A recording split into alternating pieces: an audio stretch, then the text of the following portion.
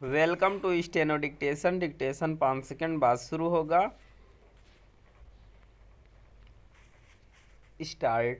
Canada सरकार की गैर जिम्मेदाराना हरकतों के जवाब में भारत ने जैसे कठोर कदम उठाए और उसके प्रति जैसी तीखी भाषा इस्तेमाल की, उसके बाद उसका तिलमिलाना तय है।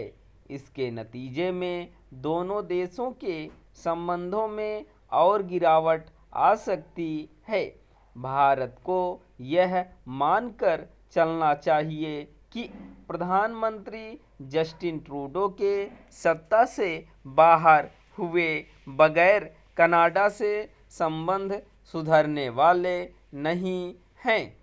वह इतना अधिक अलोकप्रिय हो गए हैं कि उनके दल के नेता ही उनके नेतृत्व को चुनौती दे रहे हैं। वे इस नतीजे पर पहुंच चुके हैं कि यदि जस्टिन ट्रूडो के नेतृत्व में चुनाव लड़े गए तो पराजय तय है।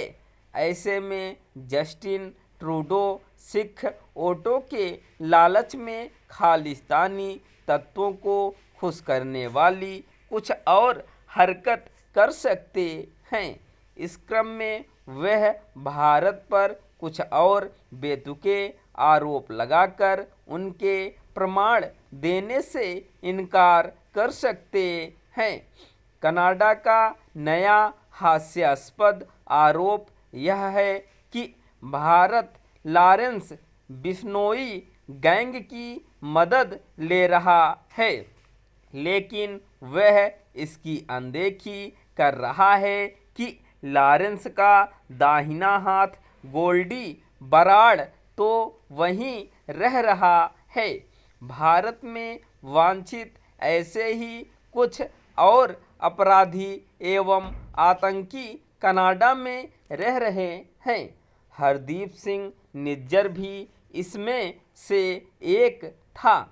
उसकी हत्या में भारत का हाथ होने का आरोप लगाने के पहले कनाडा ने यह देखना जरूरी नहीं समझा कि वह एक आतंकी था और फर्जी दस्तावेजों के सहारे भारत से भागकर कनाडा पहुंचा था। गुटी लड़ाई में मारे जाने के बाद भारत का यह भगोड़ा जस्टिन ट्रूडो के लिए कनाडा का सम्मानित नागरिक बन गया।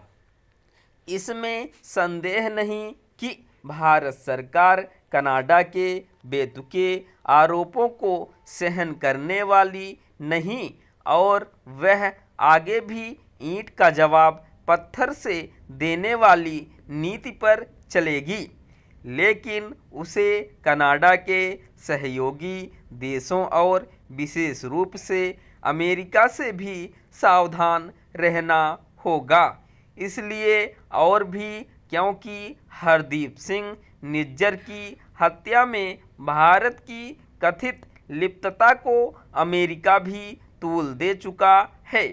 इतना ही नहीं, वह भारत में वांछित खालिस्तानी आतंकी गुरपतवंत सिंह पन्नू को हर तरह का संरक्षण दे रहा है। वह यह आरोप भी लगा चुका है कि भारत ने उसकी हत्या की साजिश रची थी। यह महज दुर्योग नहीं हो सकता कि जिन पश्चिमी देशों में खालिस्तानी बेलगाम हैं, उनमें कनाडा और अमेरिका के साथ ब्रिटेन, न्यूजीलैंड और ऑस्ट्रेलिया भी हैं। ये पांचों देश उस फाइव आइज नामक संगठन के सदस्य हैं जो खुफिया सूचनाओं को साझा करते हैं। यह संभव नहीं कि ये देश इससे अनभिज्ञ हों कि उनके यहाँ खालिस्तानी किस तरह भारत विरोधी गतिविधियां संचालित कर रहे हैं।